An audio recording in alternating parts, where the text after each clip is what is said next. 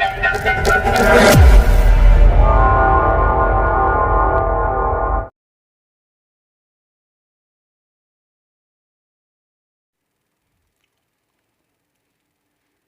Students, so I welcome all of you my YouTube channel Rathore classes Mirzaganj. जी हाँ दोस्तों, तो आज आप सबके लिए एक नया चैप्टर लेकर के आए हैं और उस चैप्टर का नाम है गमन एवं संचलन। चैप्टर का नाम क्या है? गमन एवं संचलन। इसको इंग्लिश में बोलते हैं लोकोमोशन एंड मूवमेंट। ओके, तो आज आपको पता चल गया है कि आज किसके बारे में बात होने वाला है। नया चैप्टर का शुरुआत हो रहा है क्योंकि इसके पहले चैप्टर 19 तक ख़त्म हो गया है। उसके बाद ये नया चैप्टर है, चैप्टर नंबर 20, आपके 11th क्लास का चैप्टर नंबर 20 है और इस चैप्टर का नाम है गमन एवं संचलन, लोकोमोशन एंड मूवमेंट। तो आज इसी के बारे में बात करने वाले हैं। तो आज इस चैप्टर का फर्स्ट वीडियो है, ये पहला लेक्चर है, ठीक है। तो इसको अच्छे से देखना है और इसके आगे जो भी लेक्चर आने वाला है उसको भी लगातार देखते जाना है। इस प्रकार से क्या होगा, आपका एक पूरा तरह से क्या होगा, चैप्टर कंप्लीट हो जाएगा जब लगातार देखेंगे तब, ठीक है ना। तो चलिए बिना देरी के वीडियो स्टार्ट करते हैं। तो जैसा कि बता दिए हैं कि आज पढ़ने वाले हैं नए चैप्टर के बारे में, तो सबसे पहले इस चैप्टर का क्या करेंगे, परिचय जानेंगे। इस चैप्टर का नाम क्या है और इसमें पढ़ना क्या क्या है और इस चैप्टर को कैसे आगे बढ़ाएंगे, ये ज़्यादा समझने में आना चाहिए कि चैप्टर कैसे आगे बढ़ता है। चैप्टर स्टार्ट तो हो जाता है, ये ठीक है, लेकिन आगे क्या टॉपिक आने वाला है, आगे का टॉपिक क्यों है, ऐसा क्यों है, तो वो बताएंगे, ठीक है ना। तो देखिए, चैप्टर का नाम गमन एवं संचलन। तो गमन एवं संचलन का मतलब होता क्या है? तो संचलन का मतलब चलना बुलना, ऐसे करके कुछ थोड़ा सा पकड़ में आ रहा है क्या? जी हाँ, वही चीज़ है। संचलन का मतलब चलना बुलना, मतलब उसी से रिलेटेड कुछ है, ठीक है ना। तो लोकोमोशन एंड मूवमेंट, मूवमेंट मतलब क्या होता है, हिलना डोलना, मूवमेंट मतलब हिलना डोलना। तो संचलन को क्या कहते हैं? यह जीवों का एक महत्वपूर्ण विशेषता है। मूवमेंट क्या होता है, संचलन क्या होता है? जीवों का एक प्रमुख विशेषता होता है। जो भी मूवमेंट होता है ये जीवों का प्रमुख विशेषता होता है। इसमें शरीर के अंगों में अवस्थिति का परिवर्तन होता है।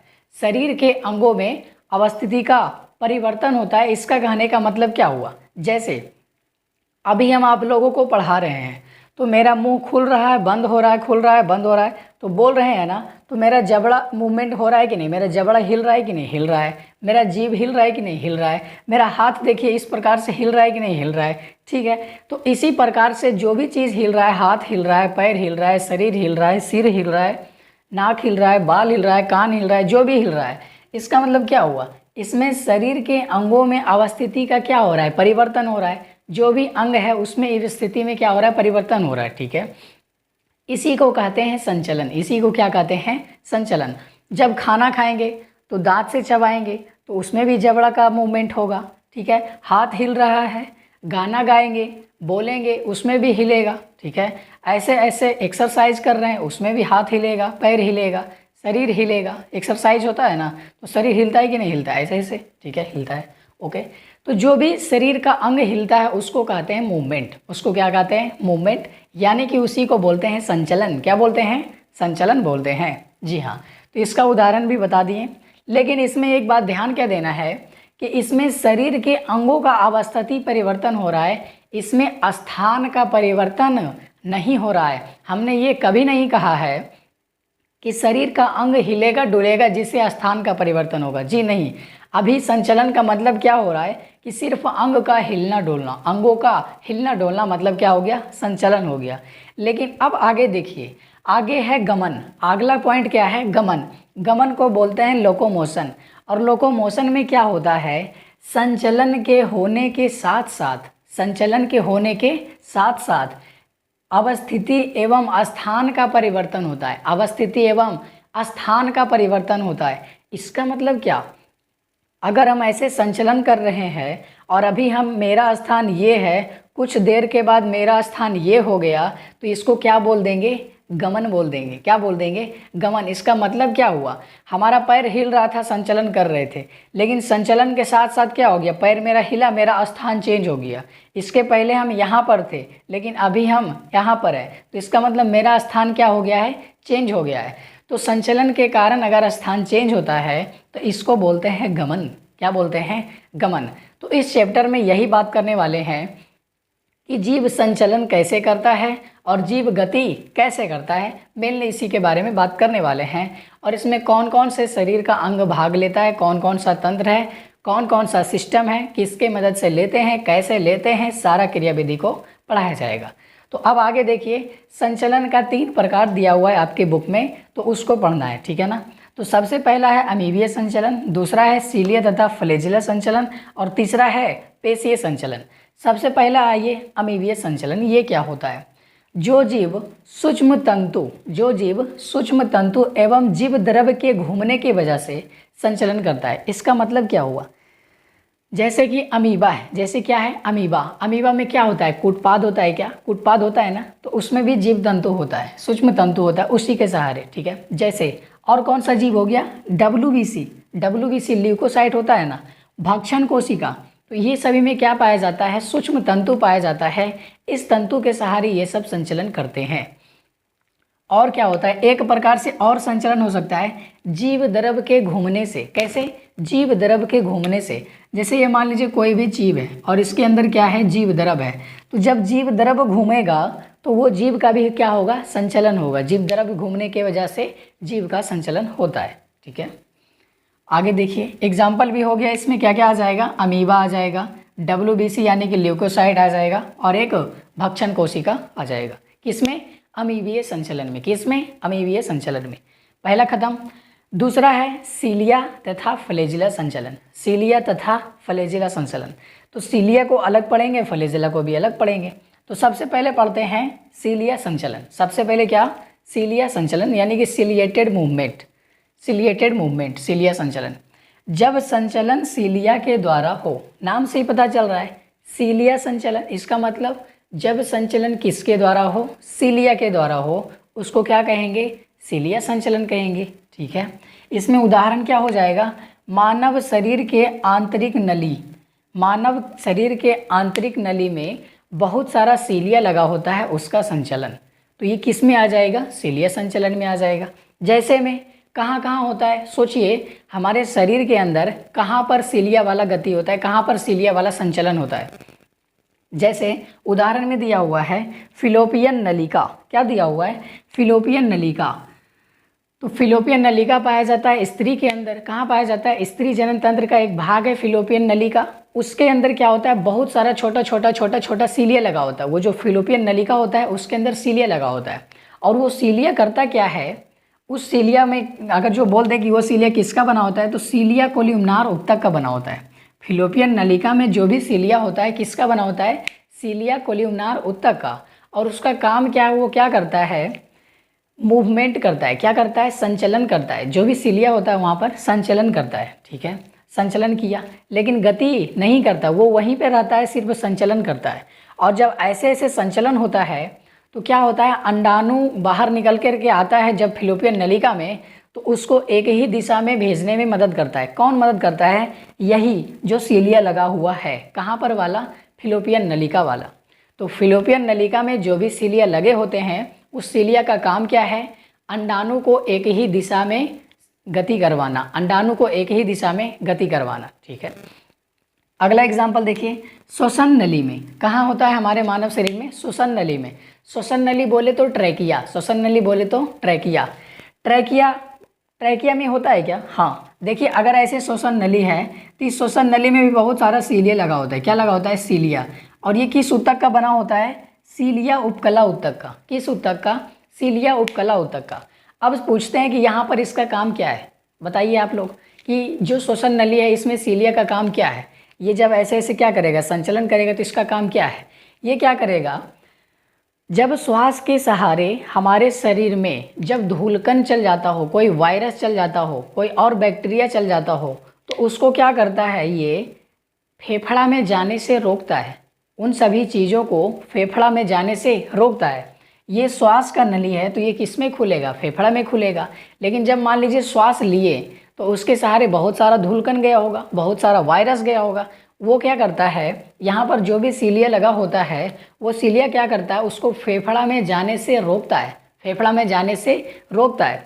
तो उसी प्रकार से वहाँ सब कुछ रुक जाता है और बहुत सारा मेटेरियल या द्रव म्यूकस के साथ मिल जाता है।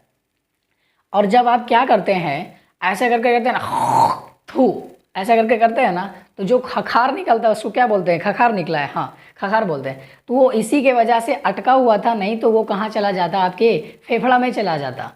सोचिए उतना गंदा चीज़ कहाँ चला जाता आपके फेफड़ा में, जिससे आपकी मौत भी हो सकती है। जी हाँ बिल्कुल। तो ये सीलिया यहाँ पर काम क्या करता है, फेफड़ा में जाने से रोकता है, धूलकण को फेफड़ा में जाने से रोकता है। तो ये दो प्रकार के आपको बता दिया गया है कि मानव शरीर में फिलोपियन नलिका में भी सीलिया होता है और ट्रैकिया यानी कि श्वसन नली में भी सीलिया होता है। ओके, अब ये दोनों हो गया, क्या हो गया, खत्म। लेकिन अब क्या देखते हैं, सीलिया फ्लैजिला में एक और उदाहरण देखते हैं जो कि आपके बुक में दिया हुआ है। एक जीव का नाम सुने होंगे आप, पैरामीशियम। क्या नाम है उसका, पैरामीशियम, जो कि चप्पल जैसे आकृति का होता है। ऐसे करके कोई जीव होता है चप्पल जैसे आकृति का, इसको क्या बोलते हैं, पैरामीशियम। इस पैरामीशियम के चारों ओर सीलिया लगा होता है। इस पैरामीशियम के चारों ओर क्या लगा होता है, सीलिया लगा होता है, इस पैरामीशियम के चारों ओर। तो सोचिए इस पैरामीशियम के चारों ओर जो सीलिया लगा हुआ है, इसका क्या काम है, इसका काम क्या है, इसका काम क्या है बताइए। सीलिया जो लगा हुआ है, पैरामीशियम के चारों ओर जो सीलिया लगा हुआ है, उसका क्या काम होता है। यहाँ पर होता है ये पैरामीशियम का ग्रसनी, यहाँ पर क्या होता है, पैरामीशियम का ग्रसनी। तो इधर से मान लीजिए कोई फूड पार्टिकल है, कोई भोजन है, तो इस भोजन को क्या करेगा, सीलिया इस प्रकार से धकेल देगा कहाँ पर, अपने ग्रसनी में, और इस ग्रसनी के सहारे कहाँ चला जाएगा, पैरामीशियम के अंदर। भोजन कहाँ चला जाएगा, पैरामीशियम के अंदर। तो जो भी पैरामीशियम के बाहर चारों ओर सीलिया लगा हुआ है, उसका काम क्या है, ग्रसनी में भोजन का प्रवाह करना, ग्रसनी में भोजन का प्रवाह करना। बाहर से भोजन है, वो सीलिया क्या करेगा, उसको अंदर ढकेलेगा, भोजन का प्रवाह करेगा, कहाँ करेगा, उसके ग्रसनी में करेगा। तो इस प्रकार से पैरामीशियम के चारों ओर जो सीलिया होता है, वो भोजन को ग्रसनी में प्रवेश कराता है या प्रवाह कराता है। फ्लैजिला क्या हो गया, सीलिया वाला क्या हो गया, खत्म। अगला है फ्लैजिला संचलन। कौन सा संचलन, फ्लैजिला संचलन। तो नाम से ही पता चल रहा है फ्लैजिला संचलन, इसका मतलब जब संचलन किसके द्वारा हो, फ्लैजिला के द्वारा हो, उसको क्या कहते हैं, फ्लैजिला संचलन कहते हैं। अब ऐसा उदाहरण कहाँ देखने को मिलता है, जैसे में होता है शुक्राणु। जैसे में क्या होता है, शुक्राणु।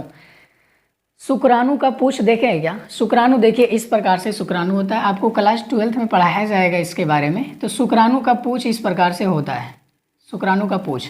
और इसके शुक्राणु के पूछ में क्या पाया जाता है, इसके शुक्राणु के पूछ में पाया जाता है फ्लैजिला। इसके शुक्राणु के पूछ में क्या पाया जाता है, फ्लैजिला। तो ये फ्लैजिला जब संचलन करता है तो इसके वजह से शुक्राणु आगे बढ़ पाता है, शुक्राणु गति कर पाता है, ठीक है। लेकिन फ्लैजिला का क्या होता है, संचलन होता है। तो इसको बोलते हैं फ्लैजिला संचलन। इसको क्या बोलते हैं, फ्लैजिला संचलन। जब संचलन फ्लैजिला के द्वारा हो तो उसे फ्लैजिला संचलन कहते हैं। जैसे में शुक्राणु के पूछ में क्या पाया जाता है, फ्लैजिला पाया जाता है, इसी की वजह से शुक्राणु संचलन कर पाता है। तो इस प्रकार से आपका सीलिया संचलन और फ्लैजिला संचलन क्या होता है, खत्म। अब तीसरा संचलन बचा हुआ है, उसको बोलते हैं पेशीय संचलन। तीसरा संचलन को क्या बोलते हैं, पेशीय संचलन। पेशीय संचलन का यह मतलब होता है कि जब संचलन किसके द्वारा हो, बताइए, जब संचलन किसके द्वारा हो, पेशी के द्वारा हो। किसके द्वारा हो, पेशी के द्वारा हो, उसे कहते हैं पेशीय संचलन, ठीक है। जैसे में क्या हो जाएगा, मानव शरीर का संचलन। जैसे में क्या हो जाएगा, मानव शरीर का संचलन। इसका मतलब क्या हुआ, जैसे हमारे हाथ में बहुत सारा पेशी लगा हुआ है, हमारे बॉडी में बहुत सारा पेशी है, तो उस पेशी में जब संचलन होता है तभी तो हम संचलन कर पाते हैं। जैसे हमारे हाथ में पेशी है बहुत सारा, तभी तो हम ऐसे ऐसे हाथ डुला रहे। अगर पेशी नहीं रहता तो हाथ ऐसे हिला नहीं पाते। जबड़ा हिल रहा है तो जबड़ा में भी तो बहुत सारा पेशी है। तो इस प्रकार से हिलना जो भी होता है, हिलना डोलना जो भी संचलन होता है, तो पेशीय संचलन मतलब पेशी द्वारा संचलन, जो संचलन पेशी द्वारा हो। एग्जाम्पल में मानव शरीर का संचलन, मानव शरीर का संचलन। अब आगे बात करते हैं कि क्या सिर्फ मानव शरीर का संचलन पेशी द्वारा हो जाएगा, क्या नहीं होगा। इसका कहने का मतलब क्या हुआ, मानव शरीर का संचलन 3 तंत्रों के द्वारा पूरा होता है। कितने तंत्र के द्वारा, 3 तंत्र के द्वारा। और वो तीनों तंत्र कौन कौन सा है, पहला है कंकाल तंत्र। पहला क्या है, कंकाल तंत्र। दूसरा है पेशीय तंत्र। दूसरा क्या है, पेशीय तंत्र।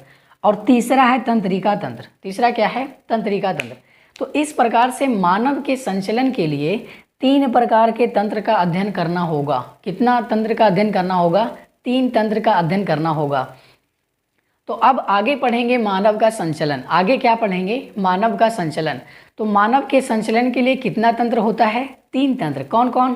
कंकाल तंत्र, पेशीय तंत्र और तंत्रिका तंत्र। कंकाल तंत्र, पेशीय तंत्र और तंत्रिका तंत्र। तो अब अगला वीडियो में क्या पढ़ाएंगे? कंकाल तंत्र पढ़ाएंगे। उसके बाद जब कंकाल तंत्र खत्म हो जाएगा तो क्या पढ़ाएंगे? पेशीय तंत्र पढ़ाएंगे। फिर जब पेशीय तंत्र खत्म हो जाएगा तो क्या पढ़ाएंगे? तंत्रिका तंत्र पढ़ाएंगे। तो इस प्रकार से आपका क्या हो जाएगा? चैप्टर कंप्लीट हो जाएगा। और बस इस चैप्टर में यही पढ़ना है, पूरा का पूरा कंकाल तंत्र पढ़ना है, पूरा का पूरा पेशीय तंत्र पढ़ना है, और ये तंत्रिका तंत्र आपका अगले एक नया चैप्टर में पढ़ना है। ठीक है, तो इसका मतलब इस चैप्टर में किसके बारे में बात करना है? कंकाल तंत्र के बारे में और पेशी तंत्र के बारे में। किसके किसके बारे में? कंकाल तंत्र के बारे में और पेशी तंत्र के बारे में। तो इसी के साथ बने रहिए हमारे साथ। मिलते हैं अगले वीडियो में कंकाल तंत्र के साथ। तब तक के लिए धन्यवाद।